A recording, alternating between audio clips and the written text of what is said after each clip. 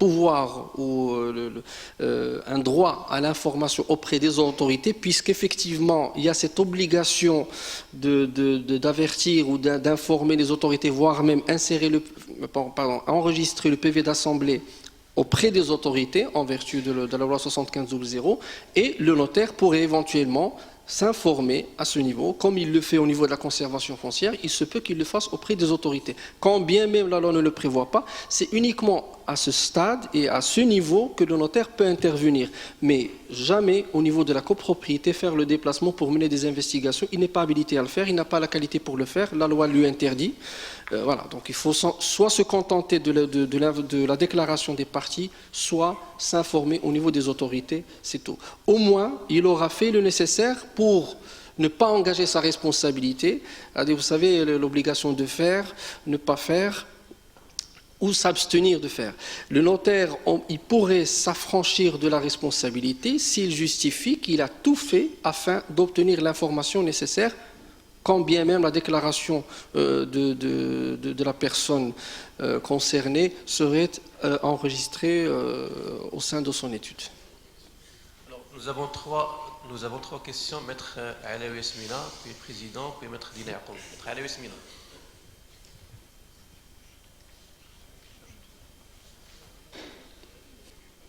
En fait, quand vous parlez de la personne concernée, est-ce que à ce niveau-là, il faudrait impliquer l'acquéreur, ou tout simplement on parle du vendeur, puisque c'est lui qui est vendeur et qui est censé connaître la situation du bien? Ou est-ce que, c'est-à-dire qu'en fait, est-ce que la déclaration du vendeur suffit elle-même, ou bien est-ce qu'il faudrait impliquer l'acquéreur dans le sens où il faudrait lui demander de faire des investigations sur place pour voir est-ce qu'effectivement les déclarations qui ont été faites par le vendeur sont véridiques? D'abord, l'engagement, je suis d'accord avec vous. L'acquéreur, il ne se présente auprès d'un notaire que lorsqu'il aura préalablement visité le bien et avoir émis son accord par rapport à la chose vendue, c'est-à-dire le bien. Effectivement, on peut étendre, je dirais, le raisonnement à l'acquéreur également. Mais l'acquéreur demeure protégé, c'est-à-dire celui qui est engagé. On parle de responsabilité préalable. Celui qui reste engagé vis-à-vis du syndic, c'est le vendeur. L'acquéreur est une personne de bonne foi qui se présente avec le vendeur à l'effet de signer un contrat. Et d'ailleurs, c'est là où réside l'importance de la déclaration. S'il est avéré, s'il est révélé que la déclaration faite par le vendeur serait contraire à la réalité, l'acquéreur aurait toujours ce droit, à travers l'action estimatoire, de reconsidérer le montant ou bien engager la responsabilité du vendeur pour déclaration calomnieuse, pour déclaration infondée, voire même déclaration diffamatoire. Pourquoi? Parce qu'on cherche à exonérer le notaire de la responsabilité. C'est ça ce qui nous importe. Est-ce qu'on se contente d'une déclaration? Oui. Est-ce que le notaire est dans l'obligation d'aller s'assurer de l'exactitude de la teneur de la déclaration? Aucun texte de loi ne le prévoit. Effectivement, on peut étendre le raisonnement que l'acquéreur puisse être informé des risques, et d'ailleurs c'est là où réside l'importance du rôle du notaire, le conseil tel que prévu par la loi 3209, c'est d'informer l'acquéreur sur les éventuelles conséquences d'une fausse déclaration devant le vendeur. Attention, informez-vous à votre niveau, vous avez visité le bien, il n'y a pas que le bien à visiter, il y a d'autres considérations. Est-ce que le bien ne fait pas l'objet d'une revendication d'une tierce personne? Est-ce que le syndic est constitué? Est-ce que la personne auprès de qui vous vous êtes informé est la personne habilitée à vendre? Il y a un certain nombre d'informations. Uniquement pour mettre l'acquéreur devant la situation suivante. Attention, il n'y a pas que la chose vendue qui est considérée dans l'engagement juridique, mais il y a toute une série d'informations aux alentours qu'il faut confirmer. Mais la responsabilité demeure celle du vendeur directement et rien n'empêche de mêler l'acquéreur à la situation. Oui, bonjour. Merci d'être parmi nous.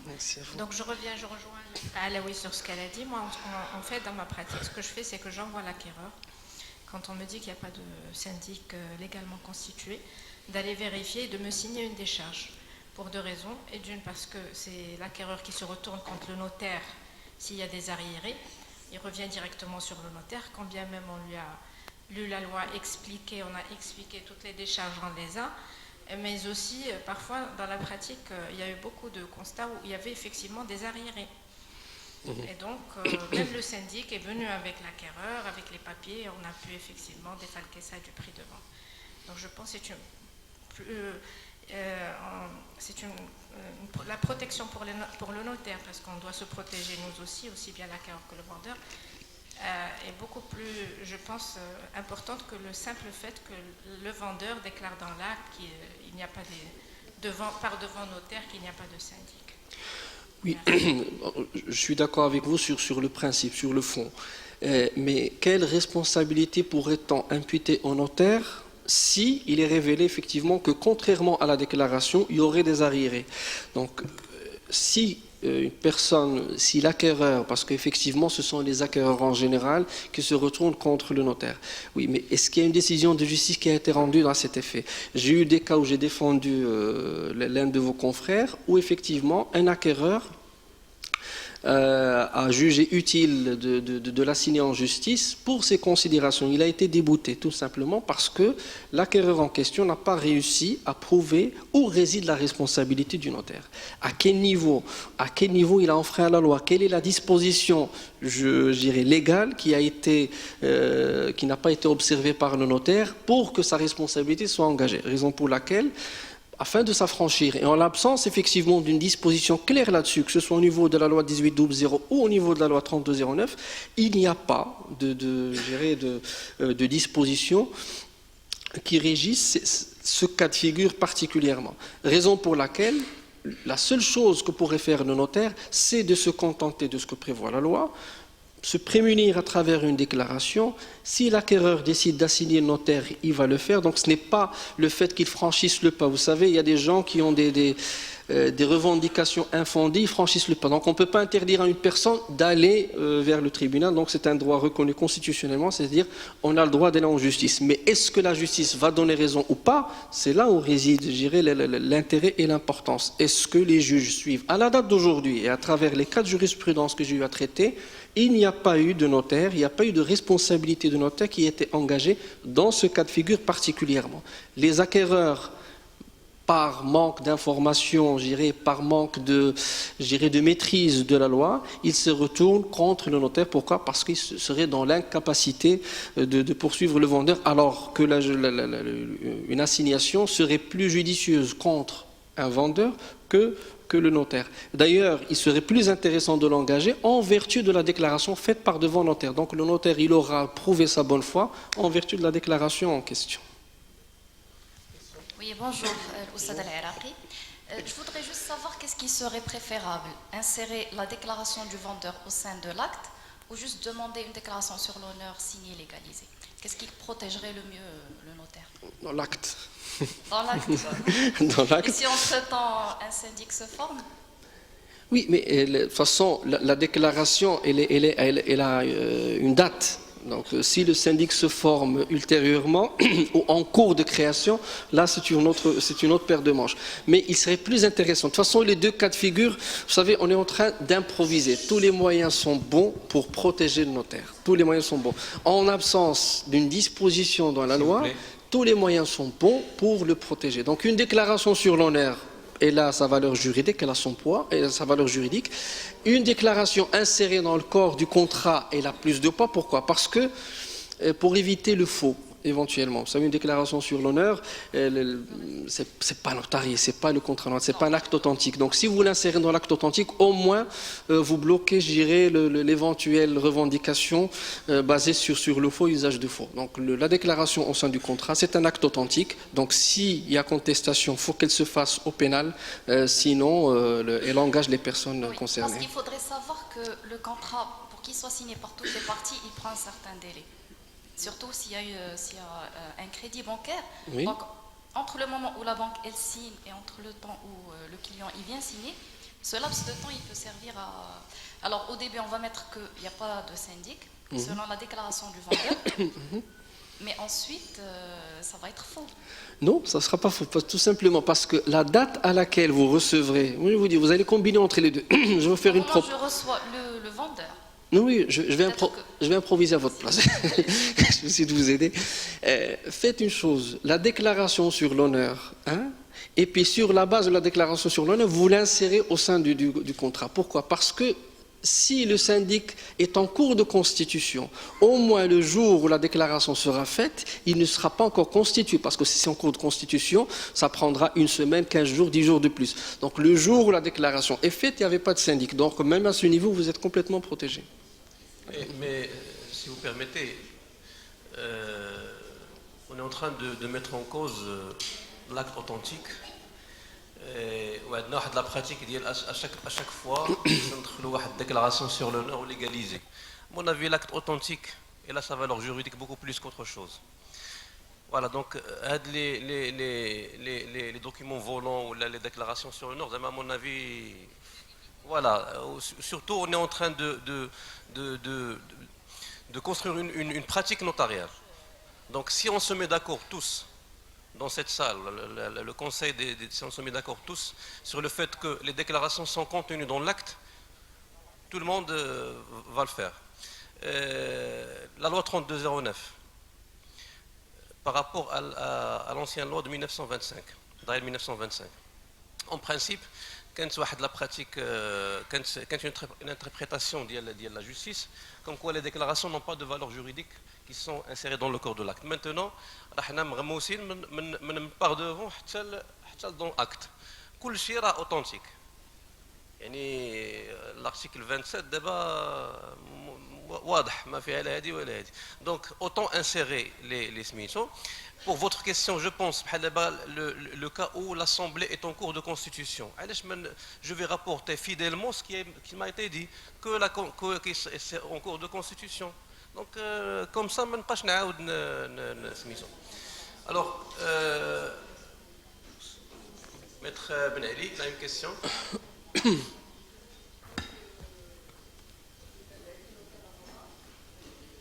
Secrétaire général du Conseil national. Merci Maître Annibar et Oussed Azouzi, Monsieur le Président. Alors ma question, moi je passe à l'étape suivante. Le vendeur déclare qu'il y a bien un syndic régulièrement constitué, quoiqu'on ne va jamais au fond des choses pour lui demander ni le PV, ni quoi que ce soit comme document, on n'y arrive qu'en cas de litige. Et on lui demande un document de chez le syndic, comme quoi il est bien à jour du règlement de ses frais. Alors là, on a généralement un document, une quittance, un bon, tout et n'importe quoi, avec au meilleur des cas un petit cachet avec le nom de la résidence de l'immeuble ou juste une griffe. Alors, quelle est la valeur de ce document et quel document nous protégerait au mieux par rapport au fait que la personne est en règle par rapport à ses frais de syndic? Merci. Justement, je reste dans le cadre, je dirais, que j'ai soulevé depuis tout à l'heure. Il ne faut pas trop en demander au notaire.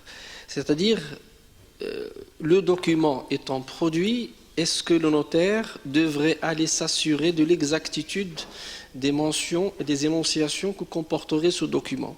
Vous avez un reçu cacheté avec les montants, avec un certain nombre d'énonciations qui permettent, je dirais, de passer l'opération, il n'y a pas de problème. Il n'y a pas de document spécifique. Il n'y a pas, parce qu'à part un quitus qui justifie le paiement et une décision de justice, ou bien voire même un PV d'exécution si le recouvrement se fait par voie judiciaire, je ne vois aucun mode qui justifierait le paiement à part le quitus et le reçu.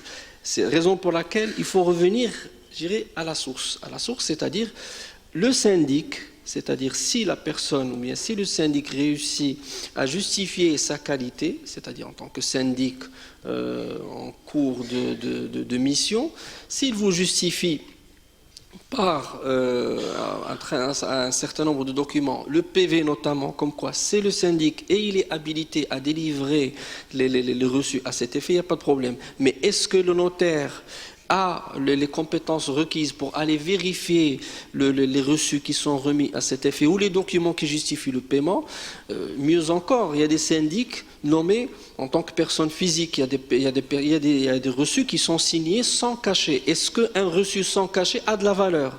Rien dans la loi n'impose qu'il y ait un cachet, rien dans la loi n'impose qu'il y ait un document légalisé. Donc on revient toujours à un cadre légal et puis l'interprétation se fait selon des énonciations faites sur support écrit. Le notaire n'engage pas sa responsabilité à partir du moment où il est révélé que le document qui justifie le règlement émane d'une personne qui aura préalablement justifié sa qualité pour le faire, de manière à ce qu'il n'y ait pas de confusion par rapport à toute éventuelle contestation, revendication que formulerait soit le vendeur, soit l'acquéreur, éventuellement, dès lors que le notaire aura pris ses dispositions conformément à la loi. J'insiste, et c'est très important, conformément à la loi. Donc, rien dans la loi n'oblige le notaire à aller vérifier l'exactitude des énonciations que contiendrait un reçu de paiement. Maître Haniba, on va aller dans le même ordre d'idée. Maintenant, nous avons un syndic de copropriété et nous avons un montant à payer.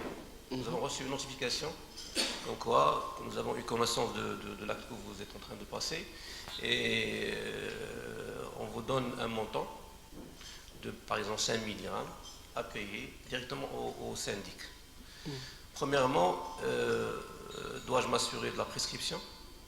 Deuxièmement, est-ce que je dois payer même contre la volonté du vendeur?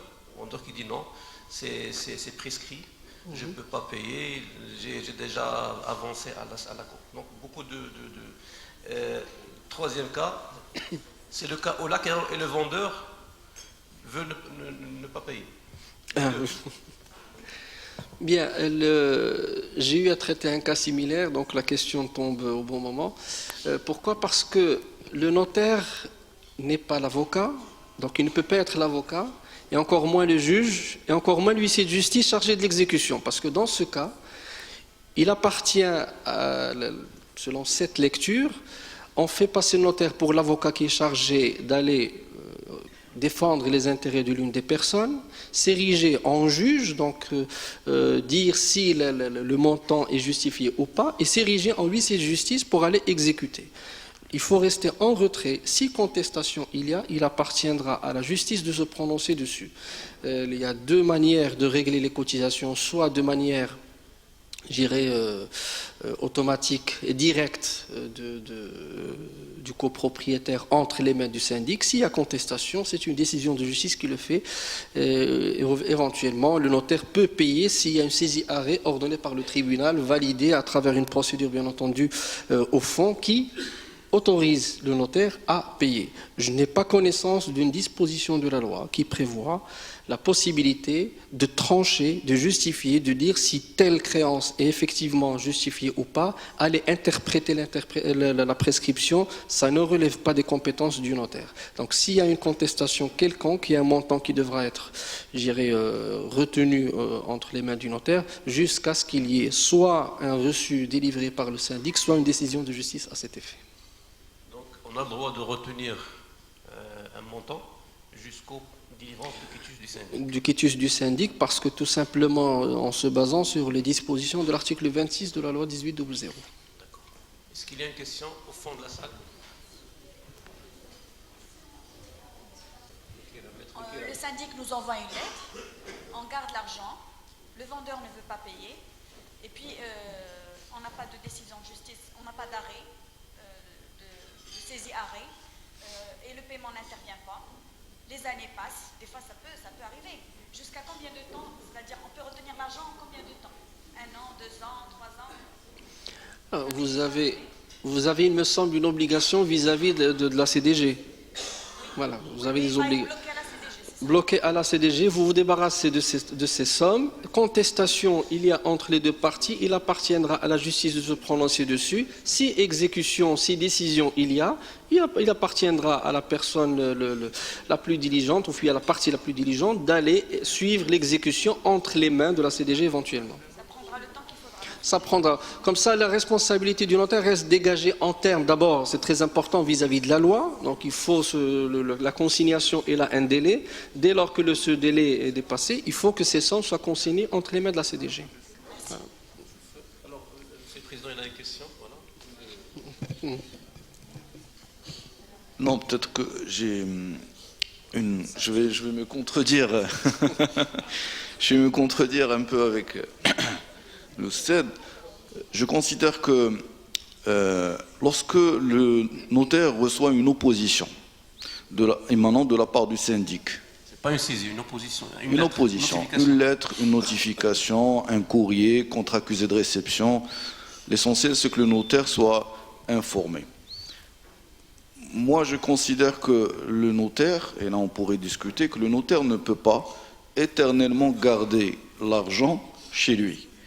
Normalement, il devrait répliquer et demander au syndic de copropriété de se diriger vers la justice pour pouvoir justement d'abord faire une saisie arrêt pour que l'argent soit gardé chez le notaire en bonne et due forme, parce qu'il est lui dépositaire et cet argent appartient au tiers, qui de plus pourrait contester la consistance de la créance. Il se peut qu'il y ait par exemple هذاك السيد اللي باع ويقول لك انا استاذ خلصت اللي عندي خلصت توت مي ديت وهذا السيد هذا راه كيتبلى عليا باسكو بور دي ريلاسيون دو فوازيناج دي مالونتوندو هذا السيد السانديك راه كيتبلى عليا وراه ماشي سانديك حقيقي اكسيتيرا on sait tous les histoires qui peuvent en sortir. Donc peut-être, je dis peut-être, que dorénavant le notaire devrait avoir cette attitude qui consiste à faire, dès qu'il reçoit une opposition et que le vendeur ou le client la conteste, de répondre peut-être au syndic pour dire j'ai bien reçu votre opposition qui est contestée par votre voisin, maintenant votre dossier il est en litige. Que faire de l'argent? Vous me demandez de vous débloquer cette somme d'argent, je n'ai pas l'accord, j'ai une contestation, donc je vous conseille d'aller en justice pour trancher ce litige. Sachant qu'il ne faut pas laisser la latitude à ce syndic de le faire au moment où il voudra. Il faudra qu'il fasse diligence pour déposer sa requête devant la justice et ramener ce qui prouve que la procédure a été réellement enclenchée pour que le notaire puisse garder l'argent au profit de ce syndic-là. Je rappelle que, entre guillemets, le DAEL 1925, l'ancien texte qui organisait la profession, mentionnait explicitement un alinéa parmi les interdictions du notaire. Il disait ceci: il est interdit au notaire de garder toute somme nonobstant toute opposition. C'est-à-dire que, quelle que soit l'opposition, c'est-à-dire qu'il ne peut pas garder l'argent ou les fonds qui appartiennent à qui de droit pour n'importe quel genre d'opposition. Cet alinéa, certes, a été supprimé, on n'a pas reconduit dans la loi 3209, mais je réfléchis avec l'essence de l'esprit du législateur. C'est pourquoi il a fait parce que le notaire il est dépositaire de cet argent-là, le temps que dans le cadre de la copropriété, que le bien soit transmis, etc., et qu'il vire l'argent à qui de droit. Maintenant, s'il y a des oppositions, il faut qu'elles soient faites, entre guillemets, en bonne et due forme. C'était juste une réflexion. Moi, je ne tranche rien. Je donne la parole au CED. Il pourra peut-être nous éclairer plus. Non, de toute façon, je suis d'accord en substance avec ce que vous dites, sauf qu'il y a un mot qui me dérange, c'est le mot opposition, parce que l'opposition, c'est un mot très technique qui est prévu dans un certain nombre de cas spécifiques dans la loi, c'est-à-dire les oppositions en matière de vente de fonds de commerce, les oppositions sur un certain nombre d'opérations de vente judiciaire, etc. Une lettre d'information, oui, c'est-à-dire, attention, le syndic informe du fait informe le notaire du fait qu'il y a une revendication quelconque concernant des cotisations ou bien des arriérés en souffrance, le rôle du notaire, justement, c'est d'en faire part à l'acquéreur. Si contestation il y a, effectivement, il informe les protagonistes de la nécessité, non pas les orienter vers la justice, parce qu'il se peut que leur relation, que l'Assemblée générale ait prévu, je ne sais pas, une disposition spéciale par rapport à une procédure d'arbitrage ou de médiation, je ne sais pas. Donc, orienter les parties auprès d'une tierce personne à l'effet de régler le litige entre elles directement, et le notaire demeure affranchi de toute responsabilité. Dans le même ordre d'idée de M. le Président, est-ce qu'on peut se mettre d'accord sur un délai? Passer ce délai, le prix ou la partie du prix sera remis à... C'est-à-dire en cas de non-justification. Maintenant l'acquéreur, il dit le syndic nous présente une lettre, une simple lettre, comme quoi il y a une somme en souffrance. Le vendeur refuse de payer, l'acquéreur il est entre les deux. Le notaire il est entre les deux. Le notaire est entre les deux. Est-ce qu'il y a possibilité d'envoyer une notification au syndic qui nous a notifié l'existence de la somme et leur assigner un délai, que passé ce délai, je vais remettre l'argent sans que je reçois une saisie arrêt ou bien une décision de justice, je vais remettre l'argent. Oui et non. Ben oui, sur le principe, mais le problème résiderait dans le fait que si le syndic recevrait cette notification, cela lui donnerait la possibilité d'aller activer la procédure. Vous savez très bien que la procédure de recouvrement, elle prend, allez, on va dire 35 jours. 30 jours, le temps d'envoyer la mise en demeure, parce qu'il faut impartir un délai de 30 jours, donc il faut attendre l'expiration. Il vous informe du fait que la procédure est engagée par l'envoi de la mise en demeure qui peut intervenir après la notification que vous auriez fait éventuellement, et puis il va falloir attendre. Donc, si c'est pour s'affranchir de la responsabilité, oui, c'est très faisable. Impartir un délai, moi je pense impartir un délai pour régler le problème. Il y a contestation par rapport au montant demandé, vous avez un délai de 3 jours à l'effet de soit produire le reçu de paiement, soit m'informer du fait qu'il y a une assignation en cours. Mais la notification faite au syndic, elle aurait pour réaction automatique, je raisonne, j'irai à la place d'un syndic, je reçois une notification concernant un bien qui est en cours de vente, la personne concernée ne recevra pas une décision, bien une injonction de saisie arrêt avant 35 jours, parce que pour qu'elle soit exigible, il faut que le syndic ait obtenu préalablement une décision de justice, parce que la saisie arrêt ne sera jamais accordée sur la base d'une simple mise en demeure. Donc c'est une question de délai qu'il va falloir calculer à cet effet. La question, le syndic de copropriété, s'il n'y a pas accord amiable sur le paiement, il ne peut qu'aller en justice. Tout à fait. Aller en justice, il y a deux outils, soit la saisie arrêt, soit l'hypothèque forcée et l'injonction Alors, l'hypothèque, elle intervient, je dirais, dans une deuxième étape. D'abord, si les biens meubles ne suffisent pas à désintéresser le créancier, on passe à l'hypothèque. Très souvent, il y a un cas qui a été soulevé tout récemment, où une hypothèque a été refusée pour la simple raison que le syndic n'a pas produit l'épuisement de la gradualité des étapes. Voilà. Oui. Une question, ou une question, Monsieur le Président. Une question là. S'il vous plaît, en cas de contestation du vendeur de la créance revendiquée par le syndic,